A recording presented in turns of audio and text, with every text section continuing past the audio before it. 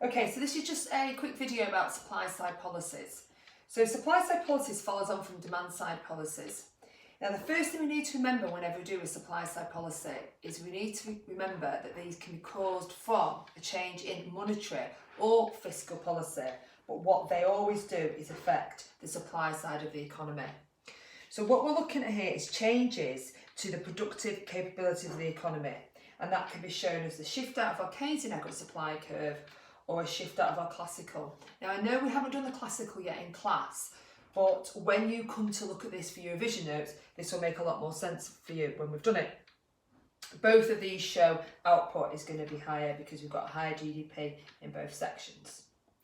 Now, the key thing to remember for supply side policies is they can come about through two different ways.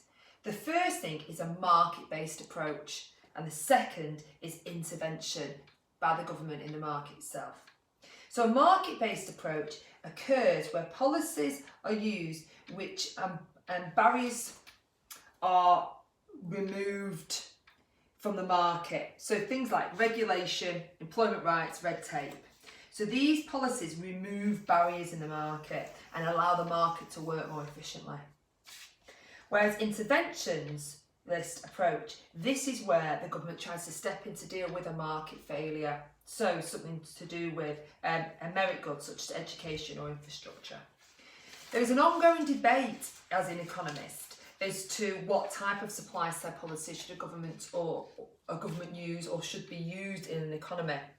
And so what's so important when we do an essay on supply side policies is that you don't just talk about supply side, you have to refer to if it's a market-based approach or an interventionist approach. And if you do an essay on supply side policies, you do a paragraph on this one and a paragraph on this one because the debate is so important to us as economists. So what are the different types of demand side policies? Okay, so I'm just going to briefly go through these. The first one is to increase incentives in the market to make the market work more efficiently. So this could be things like taxes on income. If we reduce down tax on income, it will mean that more people want to work, and also it's going to be cheaper for firms to employ employees. So therefore, more people work, increasing GDP in the economy. Welfare benefits. If there's a reduction in welfare benefits, it means more people are dissuaded from being on benefits and are persuaded to be in work. If it's somehow subsidising the workforce, this may mean that firms are more likely to take on staff, supporting GDP growth. Tax on profits. Well, tax on profits create a disincentive for investment because of the fact that if profits are going in tax, then they're not able to be reinvested in the economy, again affecting R&D, which affects your investment. The next one, promoting competition. Well, this occurs if markets fail due to a lack of competition. Now, some of these key ideas here we look at more in depth in theme 3. But things that will promote competition are things like privatisation and deregulation. And this is a way that businesses themselves run industries rather than the government. And the idea here is that if firms are running a business, they do it much more efficiently than if a government was able to run it themselves. Other different types under this heading are competition policy and industrial policy. So competition policy is the ability to reduce down monopolies and cartels. Oligopolies, again, so we look at theme 3. And industrial policy is looking at government intervention to support specific industries in an economy. So we might have a situation where we've got at the moment green energy, where the government is supporting green energy, or through the coronavirus, pharmaceutical industry. 3, some type of reformance of the labour market. So anything which improves the labour market, so this would be things like geographical, external, functional and wage flexibility. So geographical, can people move about? Are people actually able to move from A to B? Now we've talked about this a lot through things like HS3 because at the moment it's really difficult for factors of production to move from where they live to go to work, and if we could improve this geographical flexibility, we'd help to improve the productive capability of the economy because we'd be more productive. External and functioning is things like being able to sack staff and being able to deploy staff in different areas, and wage flexibility is straightforward. Trade union.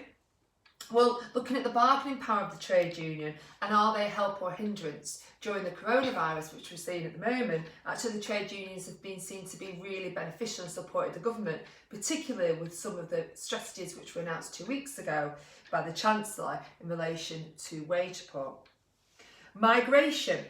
Now, as we know, migration is always and everywhere a benefit to our economy.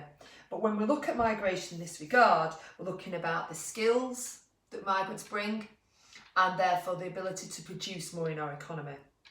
And also minimum wages. How much do minimum wages actually support or stop productivity in the economy? How much do minimum wages actually hold back an economy because of the fact that we're not able to see an increase in productivity because people aren't employed because of the high wage? Now the next ones will come into clear interventionist policies. And these are improving skills and quality at work through education, training and immigration rules, and 5, infrastructure. So these ones are really quite straightforward as an answer.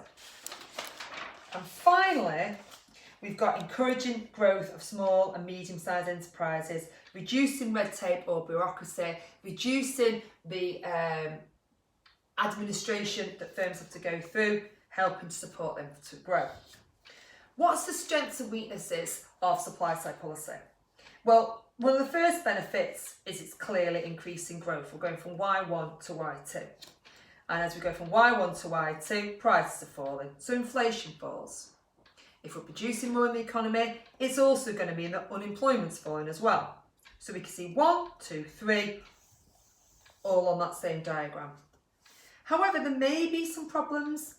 Really, is unemployment always going to fall? Well, if you've got a supply side policy which has got an R&D, more use of machines, are you actually going to see less people employed? You might be, because as firms use more machines, it might decide to use less human capital and instead mix it for the fixed capital. It may mean your balance of payments are in disequilibrium. And this is because you bring in more goods in from abroad, particularly if that's required for your investment. It could be that it creates a distribution of income problems and more inequalities. If you've got the government stepping out of the market and allowing for firms to keep more of their profits, you may allow for an increase in GDP in the economy, but that's really only filtering through for profits for those people that own the firms, creating disequilibrium and inequality. And the extra 2, which are really important, is the costs. How much are these supply side policies going to cost? It's really easy to talk about, oh, let's just improve education, let's just build a road. But how much does that cost? And what is the opportunity cost of it? What else could have been spent with that money? And finally, what's the time lag? It's really easy to say government should spend more on education to improve productivity, but how long would that take? If you're going to improve primary education, well, it might take 20 years until those facts of production are in the workforce. Or it could be the development of T-levels, which supports education within 2 or 3 years. So really, when you're looking at supply side policy, what you've got to remember is, what is it? Easy, shift out the AS curve. How does it come about? Is it dealing with an intervention? Is it dealing with a market failure? Or is it making the market work more efficiently itself? You've got the different ideas here. And then finally at the end, you've got the strengths and weaknesses. You've got the benefits that come about from them, but the clear problems. In an exam, it's really, really important that you are really specific with supply side policies. This is one of those areas that students think they've done a really great answer and it's C grade because they've not been specific. They've not talked about exactly the different type of supply side and they've not really talked specifically about what the impacts are going to be. Well done. Thank you.